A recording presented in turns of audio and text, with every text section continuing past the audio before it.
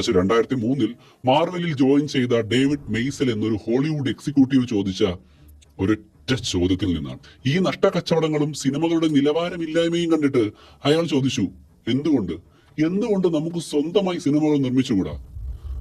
അതൊരു ഭ്രാന്തൻ ആശയമായിരുന്നു. തകർന്നടിഞ്ഞിരിക്കുന്ന ഒരു കമ്പനിയോട് സ്വന്തമായി സിനിമ എടുക്കാൻ പറയുന്നത് ആത്മഹത്യക്ക് തുല്യമാണ്. പക്ഷേ തങ്ങളുടെ പേരും പെരുമയും പണവും തിരിച്ചുപിടിക്കാനുള്ള ഒരേ ഒരു മാർഗം അതാണെന്ന് അയാൾക്ക് ഉറപ്പായിരുന്നു. അദ്ദേഹമായിരുന്നു അതിന്റെ ആർക്കിടെക്ട്. എന്നാൽ ഏതൊരു ആർക്കിടെക്റ്റിനും ആ പ്രോജക്റ്റിന്റെ ആത്മാവെന്നറിയപ്പെടുന്ന ഒരാളുടെ സഹായം വേണം. അതായിരുന്നു കെവിൻ ഫൈഗി. എക്സ്മെൻ സിനിമകളിൽ പ്രവർത്തിച്ച് പരിചയമുള്ള ഒരു യുവ പ്രൊഡ്യൂസർ. ഫൈഗി ഒരു എക്സിക്യൂട്ടീവ് മാത്രമല്ല, ഒരു കട്ട ഫാൻ കൂടിയായിരുന്നു.